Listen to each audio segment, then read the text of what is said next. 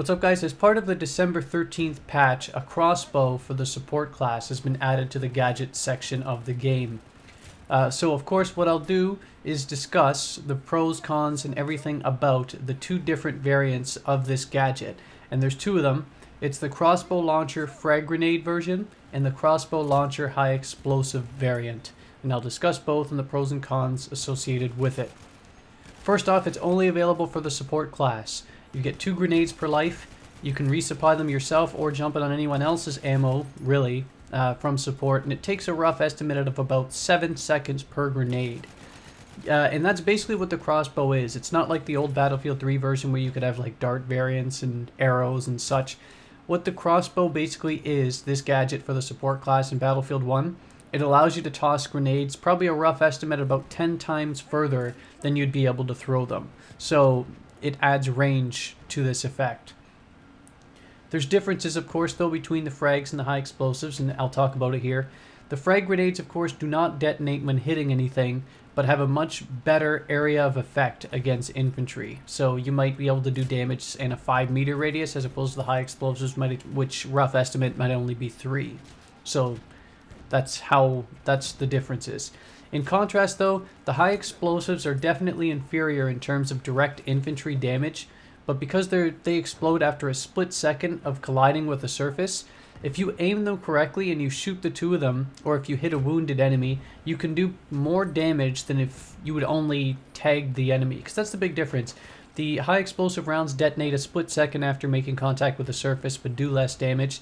The frag grenades, they have a bit of a delay in the explosion, but of course they do more damage. But if someone's able to run away out of the delay, then you'll do less damage than you would with a high explosive. So there's that little bit of a trade-off.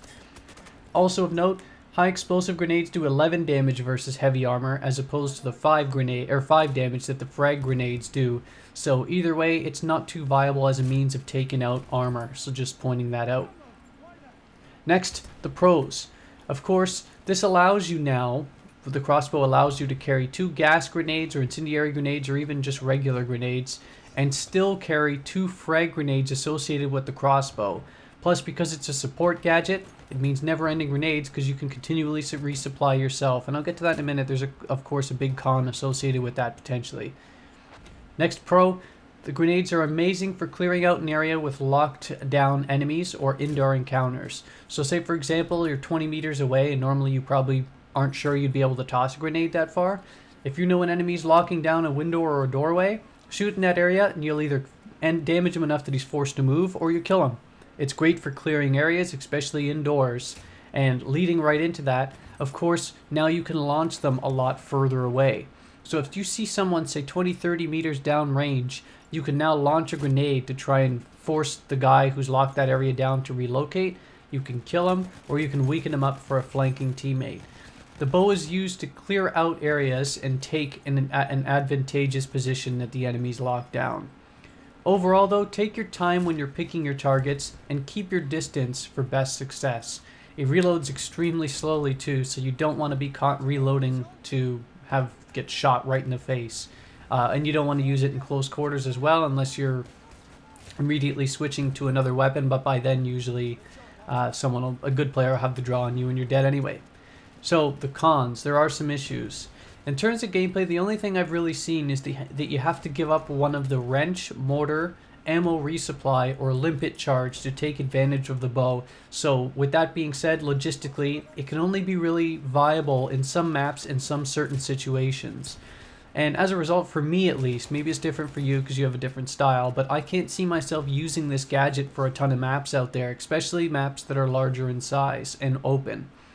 It's a huge detriment to use considering what you're giving up in a lot of circumstances. Like if I had to give up resupplying ammo, I wouldn't use it. If I had to give up a limpet charge for vehicles, I wouldn't use it. So you do have to give up something for it. It's a trade-off. Having said that, though, here's the biggest concern I have with this. In terms of the game's meta, I do see this large concern.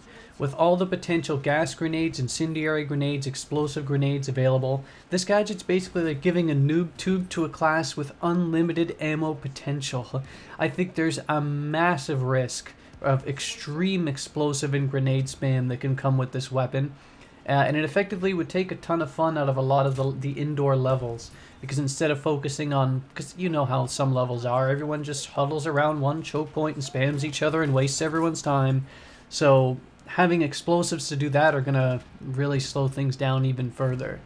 Maybe that's a map design issue, but certainly players are going to take advantage of that design issue anyway. And maybe I'm overreacting, but the reload time of only 7 seconds for this thing, you'll see it in the video too. There's times where I just sit there, wait for it to replenish, and I just continually spam them downrange. It's possible that you will see supports carrying 4 total explosive and gas grenades and tossing them at will, and because gas grenades linger, the whole area might be a mess. So that is a potential con. I've yet to see it play out, of course, because it's only been a couple days, but we'll see. I'm usually right about things like this, so we'll see how it goes. Let me know what you think. Please leave a like if you enjoyed the video, subscribe if you'd like to see more, and share it if a buddy you think would enjoy it. Have a good one, YouTube.